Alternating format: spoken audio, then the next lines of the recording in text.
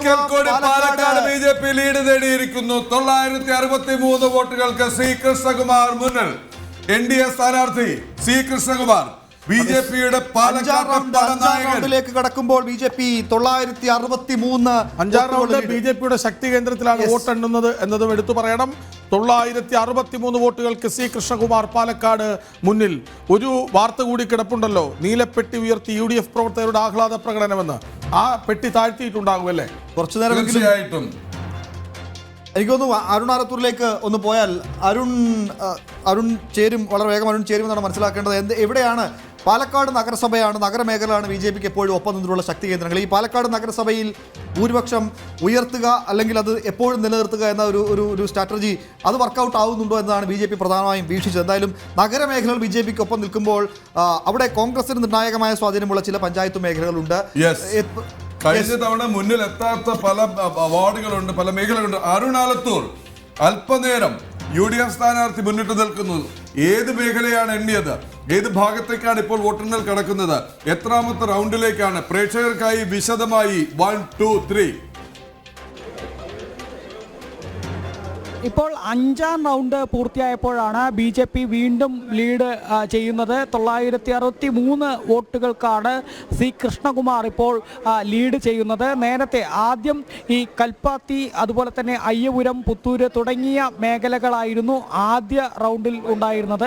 അതിനുശേഷം 2ാം റൗണ്ടും പുത്തൂർ ഉൾപ്പെടെയുള്ള മേഖലകൾ 2ാം റൗണ്ട് ഉൾപ്പെടെ കടന്ന് 3ലേക്ക് എത്തിയപ്പോൾ 3ാം റൗണ്ടിൽ PMG സ്കൂൾ ഉൾപ്പെടെ സ്ഥിതി ചെയ്യുന്ന ഇടതുപക്ഷത്തിൻ്റെയും കോൺഗ്രസിൻ്റെയും ഒക്കെ ശക്തി കേന്ദ്രങ്ങൾ അടങ്ങിയ മേഖലകളിലായിരുന്നു 3ാം റൗണ്ട്. അതിനുശേഷം 4ാം റൗണ്ടും നഗരത്തിൻ്റെ BJPക്ക് അത്ര കണ്ട് സ്വാധീനമില്ലാത്ത മേഖലകളായിരുന്നു. പക്ഷേ 5ാം റൗണ്ടിലേക്ക് വന്നപ്പോൾ 5ാം റൗണ്ടിൽ BJPയുടെ ശക്തി കേന്ദ്രങ്ങളിലാണ് വോട്ടെണ്ണൽ നടന്നിരിക്കുന്നത്. അതായത് മുത്താന്തറയും അതുപോലെ തന്നെ വടക്കന്തറയും ഉൾപ്പെടെയുള്ള മേഖലകൾ, അവിടെയാണ് ഇപ്പോൾ BJP വീണ്ടും ലീഡിലേക്ക് എത്തിയിരിക്കുന്നത്. അതായത് നേരത്തെ കുറഞ്ഞ ലീഡ് അത് ഈ BJPയുടെ ശക്തി കേന്ദ്രങ്ങൾ തിരികെ നൽകിയിരിക്കുന്നു എന്നുള്ളത് തന്നെയാണ്. വീണ്ടും മുന്നേറ്റം നടത്താൻ മൂത്താന്തറയും വടക്കന്തറയും ഉൾപ്പെടെയുള്ള മേഖലകൾ BJPയെ തുടച്ചിരിക്കുന്നു. അവിടെ നിന്നും വീണ്ടും BJP മുന്നോട്ട് പോകുന്ന കാഴ്ചയാണ് കാണുന്നത്. ഏതായാലും 5 റൗണ്ട് പൂർത്തിയാകുമ്പോഴാണ് BJP സ്ഥാനാർത്ഥിയായ NDA സ്ഥാനാർത്ഥിയായ സി കൃഷ്ണകുമാർ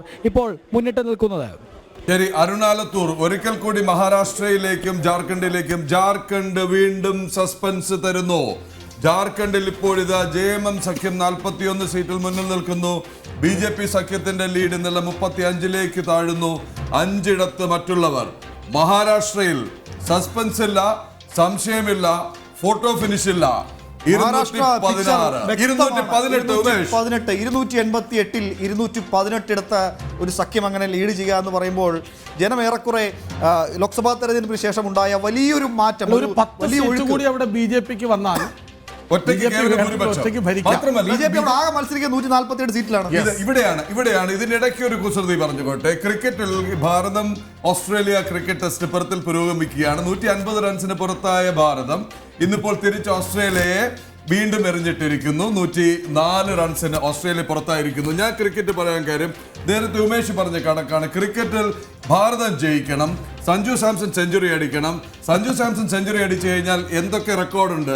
ഇവിടെ എന്തെങ്കിലും റെക്കോർഡുണ്ടോ? 148 സീറ്റിൽ മത്സരിച്ച BJP 135 ഇടത്തോ 136 ഇടത്തോ വിജയിക്കുകയാണെങ്കിൽ മത്സരിച്ച സീറ്റും വിജയിച്ച സീറ്റും തമ്മിലുള്ള പെർസെൻറ്റേജ് എടുത്തു കഴിഞ്ഞാൽ സഖ്യകക്ഷികളെ നയിച്ചുകൊണ്ട് മുന്നണിയായി മത്സരിച്ച ഒരു കക്ഷി മത്സരിച്ച സീറ്റും ജയിച്ച സീറ്റും തമ്മിലുള്ള പെർസെൻറ്റേജ് എടുത്തു കഴിഞ്ഞാൽ ഇതൊരു റെക്കോർഡ് ആവില്ലേ?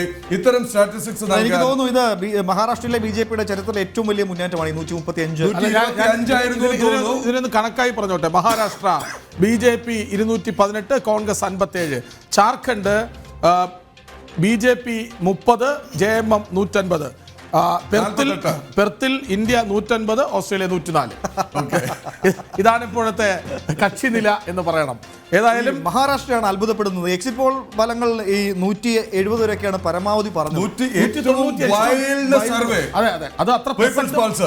ഒരു പക്ഷെ അത്രത്തോളം നമ്മളാരും ഗൗരവത്തോടെ എടുക്കാത്തൊരു സർവേ. കാര്യം കാടടച്ച് വെടിവെച്ചിട്ട് വളരെ വൈൽഡായിട്ടുള്ള പെട്ടെന്ന് ശ്രദ്ധ നേടാനുള്ള ചില യൂട്യൂബ് ചാനലുകളുടെയും ചില മസാല ചാനലുകളുടെയും ഒക്കെ ശ്രമം അതുപോലെയാണ്. മാത്രമല്ല ഈ മഹാരാഷ്ട്രയിൽ BJPയുടെ ഫുൾ ടൈമറുമായി വർക്ക് ചെയ്ത ആളുകൾ പോലും പറയുന്നത് വിജയിച്ചേക്കാം, പക്ഷെങ്കിൽ നല്ല വെല്ലുവിളിയുണ്ട്, നല്ല മത്സരമുണ്ട്. അവിടെ once again coming back to what ഉമേഷും ഗൗതമും കൃഷ്ണരാജും പറഞ്ഞെടുത്ത് Amit Shah ji പറഞ്ഞൊരു വാക്ക്, യഥാർത്ഥ NCP എവിടെ, യഥാർത്ഥ ശിവസേന എവിടെ? ഉത്തരം തന്നിരിക്കുന്നു, ഉത്തരം നൽകിയിരിക്കുന്നു. രേഖപ്പെടുത്തി കഴിഞ്ഞിട്ടുണ്ട്.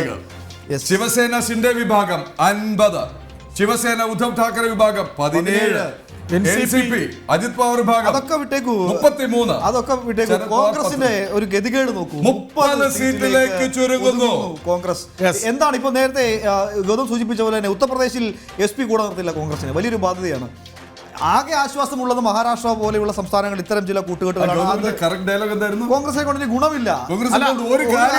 രണ്ടാമത്തെ വേറൊരു ഡയലോഗ് ഉണ്ടായിരുന്നു ഗൗതമിന്റേതായിട്ട്, അത് കോൺഗ്രസ് ഇപ്പോൾ ബാധ്യതയായി മാറിയിരിക്കുന്നു. ഇവിടെ റിഫ്ലക്ട് ചെയ്യുന്ന പ്രധാനമായ പ്രശ്നം അതാണല്ലോ. നോക്കൂ, ശിവസേന എന്താണ്? ബാൽ ഠാക്കറെ ഉയർത്തിയ വാദങ്ങൾ എന്തായിരുന്നു? ബാൽ ഠാക്കറെ ഉയർത്തിയ ആദർശങ്ങൾ എന്തായിരുന്നു? ബാൽ ഠാക്കറയുടെ വിമർശനം എന്തായിരുന്നു? ഇന്ദിരാഗാന്ധി മുതൽ ഇങ്ങോട്ടുള്ളവരെ വിമർശിച്ച, കോൺഗ്രസിനെ നിശിതമായി വിമർശിച്ച, മറാഠകൾക്ക് എതിരായി നിന്ന പ്രസ്ഥാനമെന്ന് കോൺഗ്രസിനെ ആക്ഷേപിച്ച ബാൽ ഠാക്കറയുടെ മകൻ ഉദ്ധവ് ഠാക്കറെ കോൺഗ്രസിനെ കെട്ടിപ്പിടിക്കുന്നു. 1025 ലീഡ് ഉയർത്തുന്നു പാലക്കാട്. 1025 വോട്ട്, 1025 വോട്ടുകൾക്ക് സി കൃഷ്ണകുമാർ പാലക്കാട് മുന്നിലാണ്. അരുൺ ആലത്തൂർ പറഞ്ഞതുപോലെ BJPയുടെ ശക്തി കേന്ദ്രങ്ങളിൽ വോട്ടെണ്ണുന്നു, അവിടെ കൃത്യമായ മുന്നേറ്റം BJP സ്ഥാനാർത്ഥി നേടുന്നു. 1025 വോട്ടുകൾക്ക് പാലക്കാട്ട് സി കൃഷ്ണകുമാർ മുന്നിലാണ്.